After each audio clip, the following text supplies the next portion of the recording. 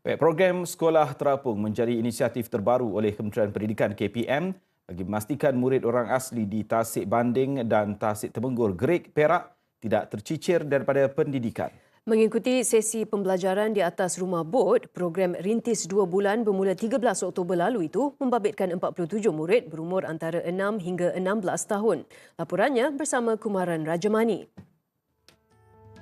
Dua guru dari Sekolah Menengah Kebangsaan SMK RPS Kemar mengendalikan kelas setiap Isnin hingga Rabu dengan pendekatan didik hibur, elemen pendidikan serta aktiviti fleksibel dan kreatif digunakan bagi mengambil kira perbezaan umur murid yang ketara. Kita fikirkan mereka dapat lepas ni boleh macam mengira duit kan, boleh kira duit, boleh kira bilangan kampung macam itulah, yang basic-basic.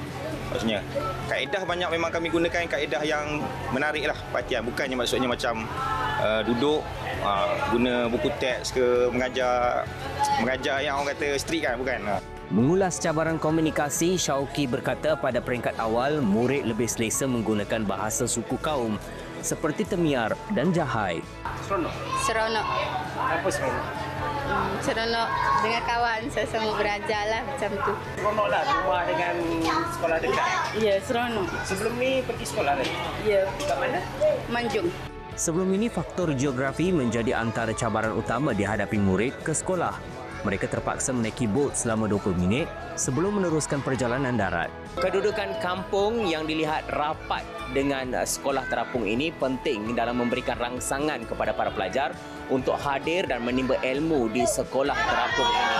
Dan dalam masa yang sama, ia juga memberikan keyakinan kepada ibu bapa untuk terus menghantar anak mereka kerana jarak sekolah tidak jauh daripada pemerhatian mereka.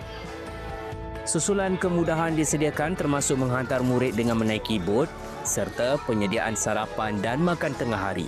Jumlah kehadiran murid didapati meningkat melibatkan 3 kampung, Kampung Caruk Bus, Kampung Tebang dan Kampung Ciong.